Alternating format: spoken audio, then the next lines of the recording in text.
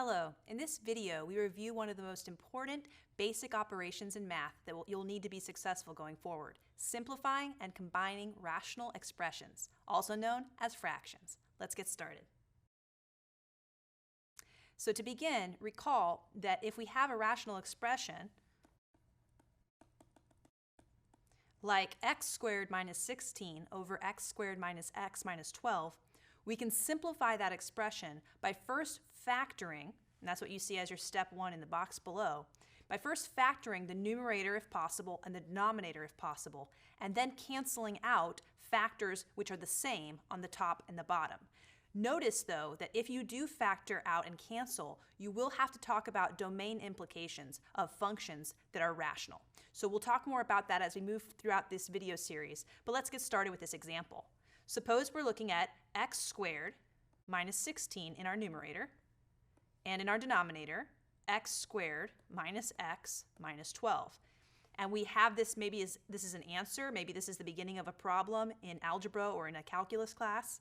The very first thing you do when you see a rational expression is see if you could rewrite it in a simpler way.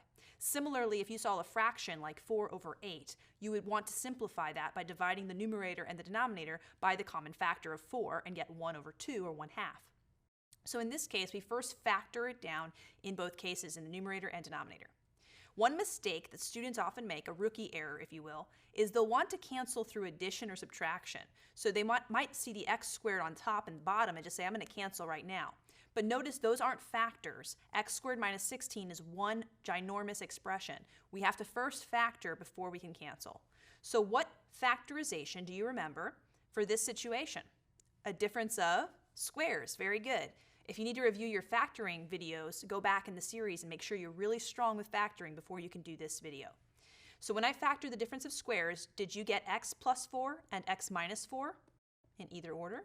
Good job if you did. If not, feel free to go review difference of squares. In the denominator, however, we have a trinomial, and we learned how to factor those using trial and error as well as the AC method. And again, feel free to go back to your factoring videos if you need to. In this case, we ended up with two binomials. Each of them contain x plus something or x minus something. What are the factors? Well, you looked at the negative 12 and you said what factors of negative 12, since I'm ending up with a negative 12, they must be different signs. When you multiply different sign numbers, you get a negative product. So different signed numbers, when you combine them by addition, you should be getting a negative 1 because that's the coefficient of x. So factors of 12 with different signs, which when you combine those numbers, you get a negative 1. So the factors of 12 are 1 and 12, 2 and 6, 3 and 4, right? Which of those are 1 apart? Well, 3 and 4, and we want to end up with a negative 4x, so negative 1x, so we'd want negative 4x plus 3x, wouldn't we? So we need to put a negative 4 and a positive 3. And you can check by foiling if that does in fact mean the same thing, right? X squared plus 3x minus 4x, that's your negative 1x, and negative 12. That is, in fact, what we started with. Once you've factored correctly, and that is the key, you must factor correctly, so make sure you work on those factoring skills if you haven't already mastered them. Then you can ask yourself if there are any factors which are the same in the numerator and the denominator to cancel, to simplify. In this case, I hope you see that x minus 4 cancels out because it's the same in both the numerator and the denominator as factors. So we'd be left with a more simple version or a simpler version of this expression. It would simply be x plus 4, so your input plus 4, divided by x plus 3, your input plus 3. Now notice, again, that would be my simplest way of writing this, but I can't cancel the x's out, can I? Because of that addition, those are expressions. You can only cancel factors. So we notice here the answer is x plus 4 over x plus 3, not just 4/3, right? That would mean something very different. This means if your input is 1 for x, you'd have 1 plus 4 or 5 in the numerator and 1 plus 3 or 4 in the denominator. So whatever x is, you add 4 to it in the numerator and you add 3 to it in the denominator. So this is a definite operation. And the cool thing is you get the same result by doing that as doing the original expression, which was much more complicated. Okay, so when we did that, we did in fact change what we call the actual structure of the equation. Because of canceling out, you would have what we call a hole or a removable discontinuity in the graph of this expression. So eventually, when we get into rational functions, that will make a difference. But for now, if I was saying what are the restricted values of x, all x values which would make your denominator 0. So in this case, you're going to have to put a restriction on your inputs, right? There are some x values which we cannot allow, and that would be when our denominators equaled 0. So here that would mean when x equals 4 and when x equals -3. Can you see why? Well, if x is 4 in the first denominator of this first factor rather in the denominator would become 0. And if x was -3, the second factor would become 0. So that's why we would say x cannot be 4 and x cannot equal -3. We'll talk more about domain of these types of functions in a later video, but for now, just keep in mind, whenever you have fractions, denominators cannot equal 0. As far as the answer is concerned, though, x plus 4 over x plus 3 is the simplified version of this expression, with some caveats. Let's see if you can practice this in your next slide. It says simplify the rational expression. In A, you have 8x squared minus 64x, and your denominator is 3x squared minus 24x. See if you can factor yourself and come back and check how you did.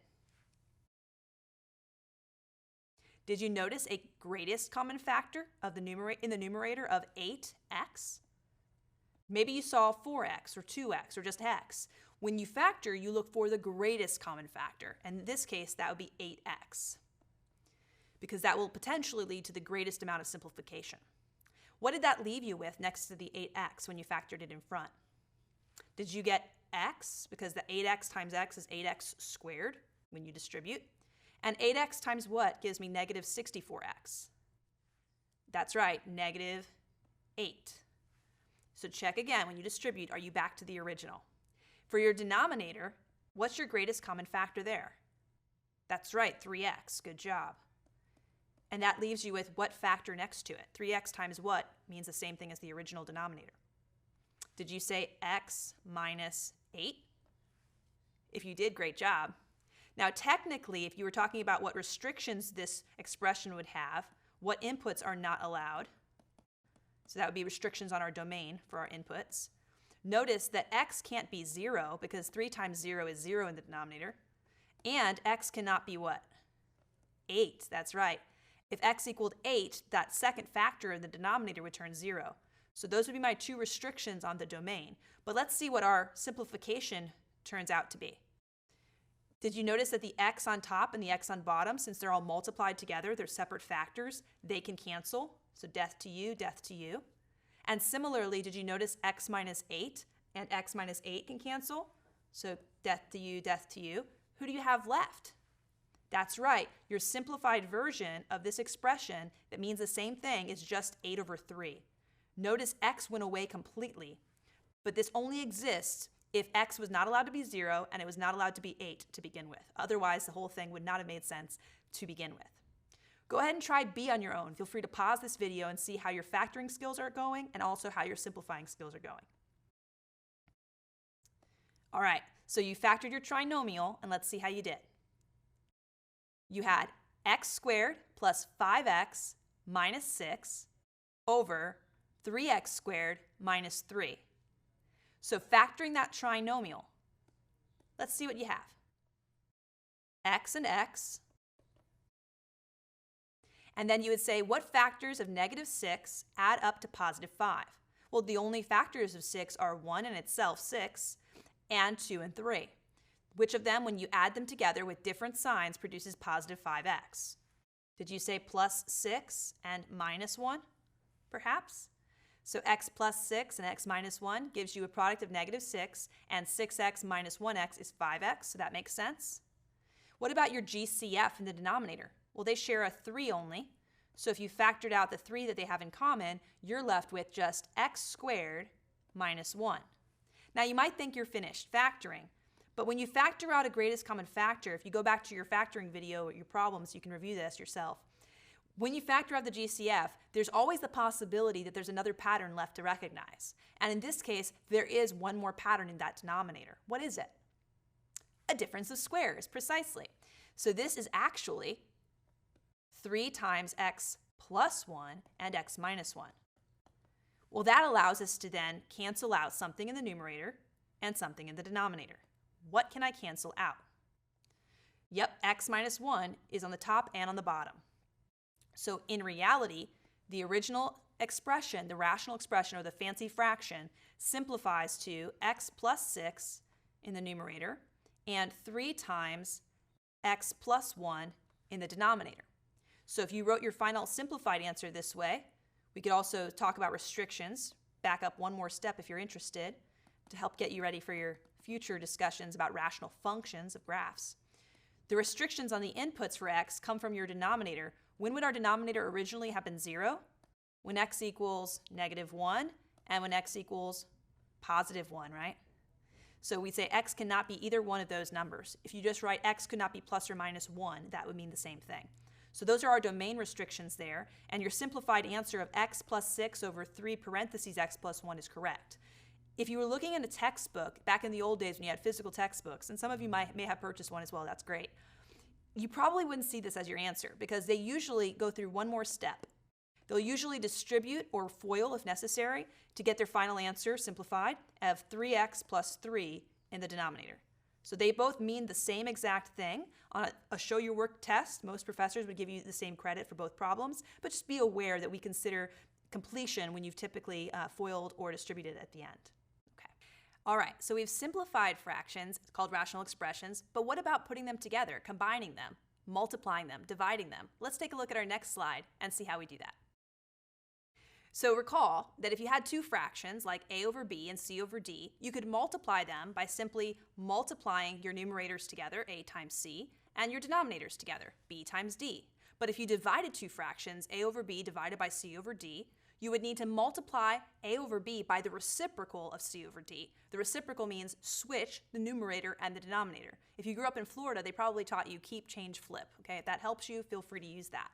So we're going to now use this in an example from real life. I recently got a text message from my sister-in-law needing help with a baking problem. She was getting ready for the holidays, and she realized she had 2 cans of pumpkin. On each can, it said that it contained 3.5 servings of pumpkin. So she knows she has 3.5 servings of pumpkin in each of her cans. So I did a little math, and I said, okay, 3.5 is like 3.5. She has 2 cans. 3.5 doubled is 7. So she has 7 servings to begin with. All right, great. So what does she need me for, right? Well, then she tells me that each serving size is half a cup of pumpkin.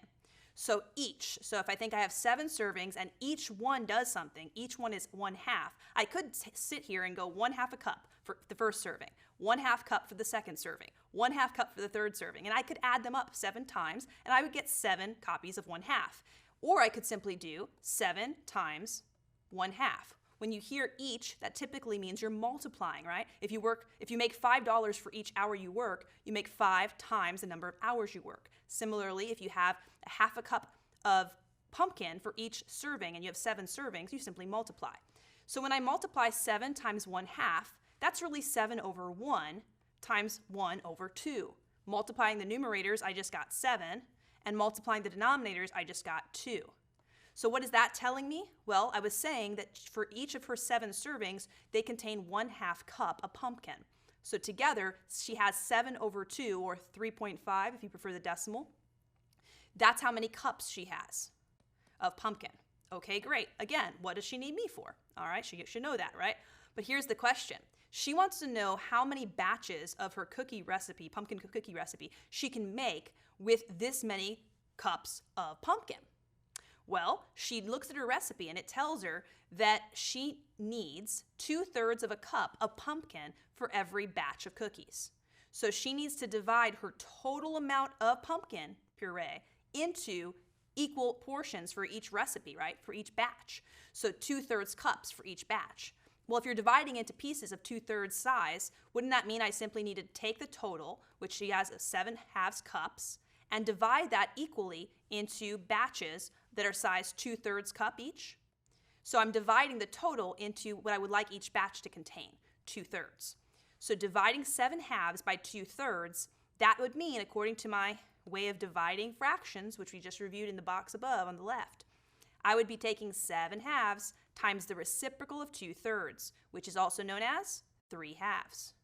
Then I could multiply like I always do. 7 times 3, my numerators gives me 21, and 2 times 2, my denominators gives me 4.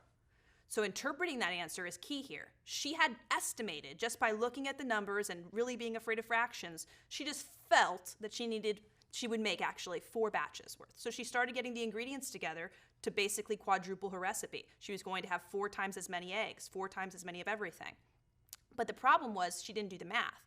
When you do the math, you get 21 over 4, which really, if you recognize that, 4 goes into 20 evenly 5 times because 4 times 5 is 20, with a remainder of 1. So 1 over 4 would be your extra part. In other words, she can make 5 batches completely and still have about a quarter of a batch worth of pumpkin left over. So if she wants to make them extra pumpkin-y, she could definitely do that. So I told her, you have enough for 5 batches, at which point she said, whoa, OMG, thank you, I need to go get more eggs. All right, so again, math can save your life. In this case, it can save your recipe, so it's not too much pumpkin or too little eggs or whatever it was. So in general, when you're multiplying and dividing fractions, we multiply numerators across, and we flip before we multiply when we have division. So let's see if we can apply that now, not just with numbers, but with expressions containing variables. Take a look at your next slide. Deep breath. Here we go. Example 2. It says, can you multiply or divide these expressions? Let's do A together and then pause the video and see if you can try B on your own. In A, we have x squared plus xy minus 20y squared over x plus y divided by 5x plus 25y over x minus 7y. So what's the first thing you probably are thinking when you see division of fractions? I'm going to stop and go do something else. What do you actually think mathematically? I need to, that's right, multiply by the reciprocal, or keep, change, flip. If you do that, what's the reciprocal here? Well, the numerator would now become x minus 7y, and the denominator would now become 5x plus 25y. All right. Now your first expression, you can just copy it. It is exactly the way it started. It was x squared plus xy minus 20y squared. Make sure you copy it correctly, because if you don't, it will make factoring either impossible or much more difficult than needed. So your denominator is x plus y, and we've copied correctly this time. All right. At this point, we are in the place where we could do one of 2 things. One is a lot easier than the other, so listen carefully. You could simply multiply your numerators together and your denominators together, like we recommended on the last slide. However, if you did that right now, notice what you'd have. A trinomial times a binomial. And when you multiply x squared times x in the distribution process, you're going to get x cubed. And you're going to have many, many, many terms at the end of that numerator. Similarly, in the denominator, x plus y times 5x plus 25y, those are binomials. When you multiply, you're going to get lots and lots of terms. It would make simplifying much harder than needed. So what we encourage you to do is to always simplify first before you go through the multiplication process. And that applies to both numbers and expressions like these. So let's take a look at how these would factor. Let's see if we remember how to factor. Your numerator is a trinomial, so I'm going to try to factor out a GCF, doesn't have one. So then I look for a pattern like x and x. That gives me x squared when I FOIL. And we need factors of negative 20y squared, which when added up give us positive 1xy. So we know we're going to need a y and a y. That's the only way we get the y squared part and the xy when we do the FOILing. But what about the coefficients? Well, factors of 20 are 1 and 20, 2 and 10, and 4 and 5. You're welcome to write those out if that's helpful for you. We're looking for those that are close enough that when I have different signs, I get a result of 1. Well, wouldn't that be 4 and 5? Yeah, it would. So I'm looking for the bigger number to be positive 5, so 5y positive, and negative 4, negative 4y there.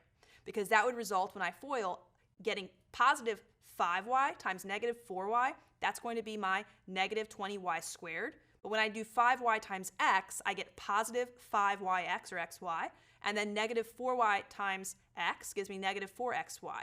When you combine them, they're both xy terms, you will get positive 1xy. Okay, so that looks correct. Let's take a look at our denominator. It looks like it's just x plus y because there's no special pattern there. There's no greatest common factor, there's no difference of squares, so that part stays the way he was. But what about the second expression? We know we're multiplying by another rational expression on the right. The numerator, again, has 2 terms, so I look for a pattern. Do I have a difference of squares? No. Do I have a greatest common factor of either terms? No. So I'm going to copy that part the way it is. I'll usually use parentheses because that reminds me I'm multiplying all of these together in the end. But in the denominator, there is something that I can factor. What do I notice here? That's right, a GCF of 5. They both have a 5 in common. So factoring out that GCF, what are you left with as its other factor? That's right, x plus 5y. Now, why did I go through all this factoring business? You might think, I hate factoring, I don't want to do that. Well, the point was, now you can see if anything cancels, and that makes simplifying a lot easier than waiting till the very end. So I take a look and I see, okay, I see a number 5 down here. Do I see a 5 anywhere on top? No, so that 5 is staying put, okay? What else do I see? Anything in common on the top and bottom? Yeah, I see 5x plus y, 5x plus y. They're the same on the top and the bottom. Now you might be thinking, does it matter if they're right underneath each other or if they're across from each other? No, as long as we have multiplication here, eventually everything gets smushed together. So as long as one is on top and one is on bottom and they're identical factors, we can cancel now. So I'm going to do just that. X plus 5y is gone. If there was another factor which was identical on the top and bottom, we could then cancel. If, on the other hand, we had identical factors on the same line, both on the numerator or both in the denominator, we could simply say we're raising it to a power however many times it occurs. So this problem could be finished as easily as by multiplying x minus 4y, parentheses, times x minus 7y in parentheses, all over x plus y. That is definitely a valid interpretation of what we did here, okay? Another way you could see the answer in the back of a textbook, and if you're doing a math lab problem or an Alex problem, whichever software you're playing with, to do homework practice, keep in mind that they typically will require you to FOIL this out. So you would take x times x, get x squared, x times negative 7y, get negative 7xy, negative 4y times x, get negative 4xy, combine, get negative 11xy, you get the idea, and eventually positive 28y squared. So you feel free to practice that. But for right now, I'm just going to show you the basics of how you go about setting up and answering a multiplication or division problem. All right, so we did the division one together. The multiplication one's even easier, so try B on your own. Go ahead and pause the video and see how you do. All right, let's see how you did.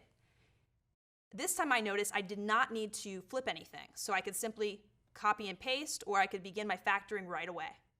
So my first numerator, there's nothing to factor, no GCF, no pattern. That's just x plus 3, but I'm going to put parentheses around it to remind myself that I'm multiplying the numerators together eventually. But in the denominator, I do see something that factors. Do you see it? What'd you get? That's right, there was a GCF of 4 they had in common. So when you factored out that 4, what did that leave you with? Did you get x minus 3? Okay, now I want to make a quick point. If you had x plus 3 and x plus 3 on the top and bottom, then those would have canceled right now, and you're welcome to do that. But notice that they're not identical, are they? Now, one is saying take your input and add 3. The other says take your input and subtract 3. Very different operations. So let's continue looking at our trinomial in our numerator for the next expression. For the trinomial here, x squared minus 2x minus 3, what did that factor into nicely? Did you get x and x, giving me x squared when I FOIL? Good. And then you looked for factors of negative 3 with different signs. When I add up the results, I get negative 2x. So you would need a negative 3 to end up with a negative 2x there, and a positive 1, right? So x minus 3, x plus 1 in either order? Okay. Your denominator, there was really nothing to do, so you could simply have copied and pasted x plus 2 there. And then we would have the ability to do one of two things. We could either multiply our numerators together, just smush them together, maybe do a lot of FOILing, or we could look for simplification first, so we don't have to do it at the end. So does anything cancel out? Can I simplify anything now? What do you think? Well, I do see an x minus 3 in the bottom and on the top, so we can cancel those out. If I saw any other factors that were the same on the top and the bottom, I would also cancel those out. But I don't. So my final answer could be as easy as saying parentheses x plus 3, parentheses x plus 1 in my numerator, and in my denominator, don't forget about the 4, he's still there, 4 parentheses x plus 2. That's definitely a valid way to leave the problem. But again, in a textbook or software, you might be prompted or expected to actually FOIL it out. I'll do one with you right now real quick. X times x would give me x squared. X times 1 gives me x. 3 times x gives me 3x. So I have 1x plus 3x. Eventually I get 4x. And 3 times 1 gives me 3. In the numerator, I then have x squared plus 4x plus 3. In the denominator, I would distribute the 4 to each of the terms, x and 2. I would get 4x plus 8. That's typically how a textbook would leave the answer. Okay, so just so you're aware, They do usually expect you to go one more step, but they mean the exact same thing. All right, so we practice multiplying and dividing, the last type of operation to combine two fractions. You can multiply and divide. What's the one that most people hate? Yeah, adding and subtracting, because we need a common denominator. So let's head over to our slide to remind us of that. Suppose we have 4 over x plus 2 minus 3x over x squared minus 4. So we're trying to subtract these two fractions, rational expressions. But remember, to do that, you must have a common denominator, or the same denominator. So here is our steps to do that, if you forgot. Factor all denominators so you can see what you're dealing with. Determine the least common denominator of those factors. Multiply the numerator and the denominator of each fraction by any missing factors to form the least common denominator. And finally, add or subtract the numerators to get your fractions put together. If possible, simplify at the end. So let's take a look at our first expression. For our first expression, the denominator is just x plus 2. Finished. There's no GCF to factor. There's no pattern of sum or difference of squares or cubes. Nothing to do here. However, the second one really does factor, doesn't he? Difference of two squares. X squared minus 4 is the same as x plus 2 and x minus 2. Again, in either order. All right, so once we've factored our denominators, the next thing we needed to do is say, okay, looking at the big picture, what is my least common denominator? The same thing works if you have two fractions, like 2 over 3 subtract 1 over 4. You need to find a least common denominator of both of those by looking at the factors and combining them appropriately. So in our case, our least common denominator, what you want to do is take every factor from your first expression's denominator. So I'm going to take the x plus 2 to find my LCD here. And then I would say, is there anything new, any new factor in the next denominator? And you keep going through this no matter how many fractions you have. Well, I already talked about x plus 2, so he's done unless there was another copy of him to talk about. But there is a new one here, x minus 2. So I would include x minus 2 as well. So my LCD is x plus 2 times x minus 2. Or if you preferred, foiling that out, it's a difference of squares, you're back to x squared minus 4. So either one of those is appropriate for interpreting what the LCD is. Now once you have the LCD, you know what it is. What you need to do is make sure that every denominator contains the LCD. What we're basically saying here is you want to be able to have apples and apples that you're adding up. So if one denominator has x squared minus 4, so does the other one. So how could I make the first denominator, x plus 2, turn into x squared minus 4, or x plus 2 times x minus 2? What are you missing? Yeah, you're missing the factor of x minus 2. So take a look at what I have here. I have 4 over parentheses x plus 2. I'm going to multiply by what he's missing. He's missing x minus 2, isn't he? But if I multiply him in the denominator, I must also multiply him in the numerator. That's a rookie error some students make. They only do it in the denominator, and that is not quite legal, right? If you're going to multiply something in the denominator, it has to be the same in the numerator because that's equivalent to 1. And you're allowed to multiply by 1. You haven't changed the structure of the thing. It's kind of like going from 1/2 to 4 over 8. It means the same thing. And what did you do? You multiply the top and the bottom by 4. Totally legal. All right, so now we have that same denominator, and then in the second one, we still have minus 3x over x squared minus 4, or factored out, it was x plus 2x minus 2. Okay, now we have the same denominator, so I'm simply going to copy it, x plus 2x minus 2. Notice I keep it in factored form until the very end, and then at the end, if nothing cancels, then I might go ahead and FOIL it out. So let's go ahead and combine our numerators now by first distributing the 4 to the x minus 2. That gives us 4x minus 8. Watch your signs, that's usually where people make their mistakes. Notice also this negative sign between the two expressions affects everything that comes after it. So right now, the numerator is just 3x. So right now, I'm just going to write negative 3x. But if that negative sign was in front of a more complicated numerator, I would need to distribute that negative to every part of that numerator. So please be aware of that. We'll see some of those in our later problems. At this point, you're almost finished, I promise. Combine those numerators by addition. So like terms only. 4x minus 3x is the equivalent of 1x, or just x. And then the negative 8 just drops on down. So we should be getting an answer right now of x minus 8 over x plus 2, x minus 2. If you wrote your answer like that, that would be correct.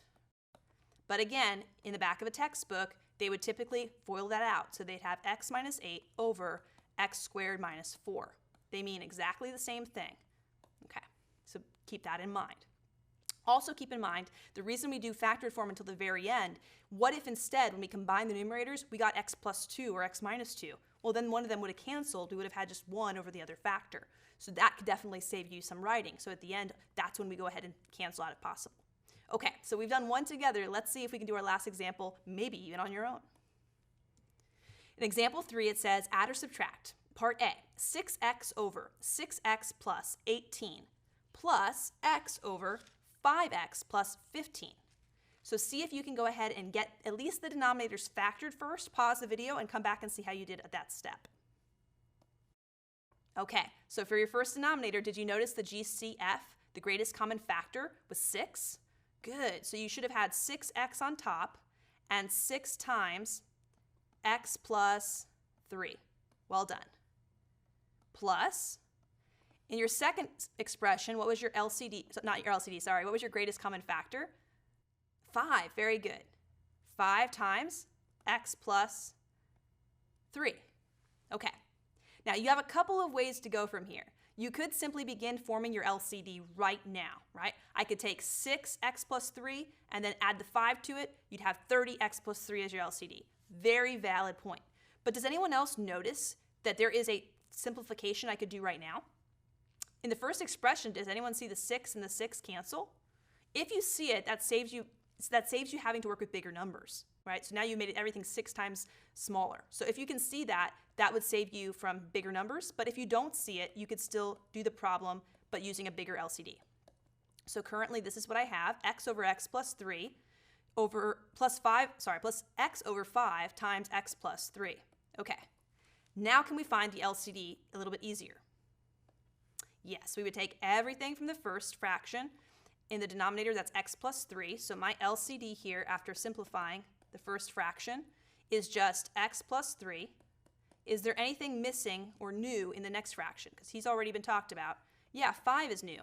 So 5 times x plus 3 in parentheses would be my LCD if you had simplified. If you hadn't simplified, it would be 30 times x plus 3. So welcome to do it both ways.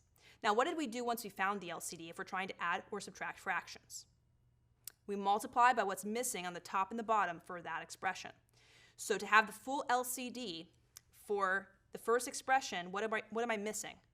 The 5. Good. So if I multiply by 5 in the denominator, where else do I have to multiply by 5? Yep, the numerator. Because 5 over 5 is really 1, that's perfectly legal, isn't it? So what we end up getting is the same LCD of 5 times x plus 3. Okay.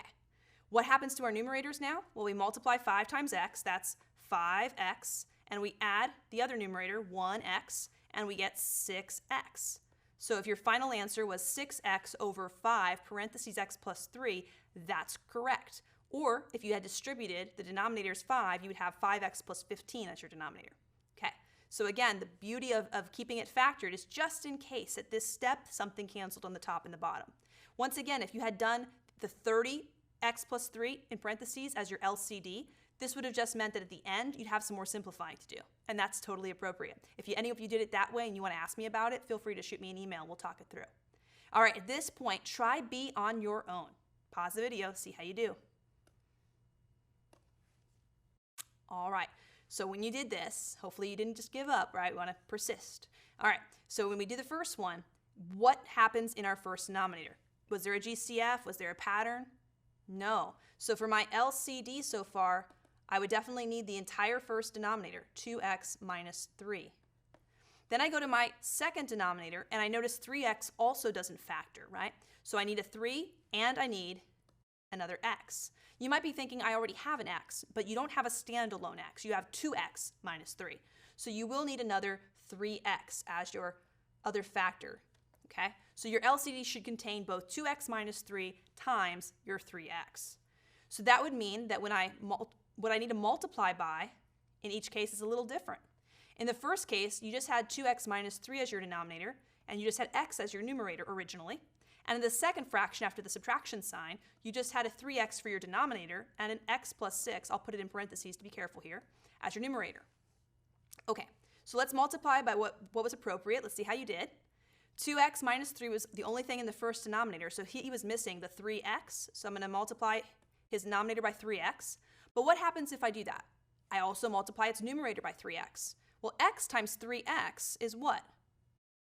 3x squared. You're welcome to write the x next to the other x if that helps you see it, but x times x is x squared. So I did 3x times x to get 3x squared.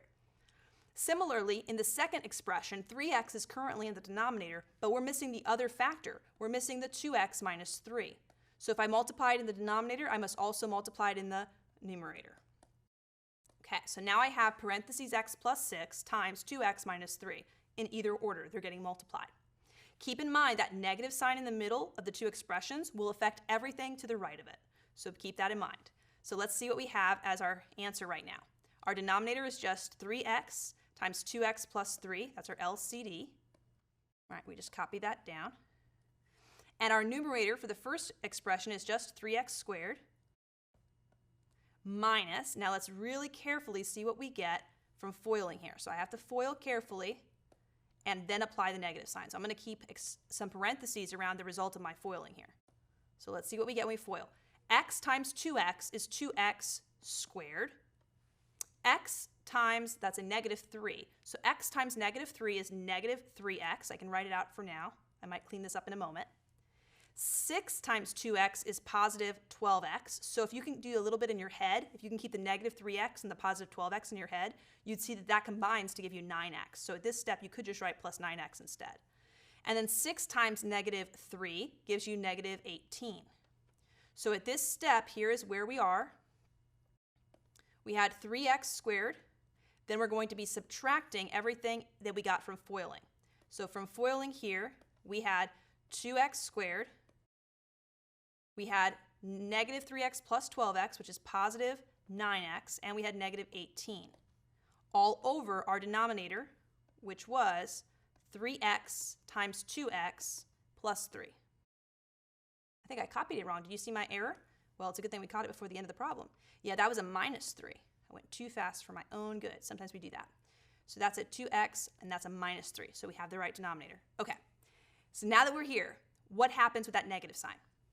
It better distribute to all of them, right?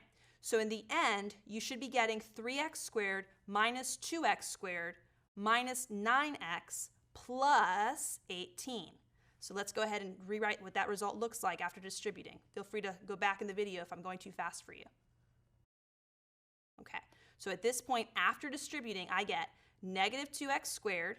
I had positive 9x, but now it's a negative 9x. I had negative 18, but after the negative distributed, I got positive 18. Are there any other like terms that we can combine? 3x squared minus 2x squared is really 1x squared. So yes, I'm going to erase again. Here we go. Now I just get the 1x squared. So I have x squared minus 9x plus 18 over 3x times 2x minus 3. The only thing left to do is see if you can factor any further.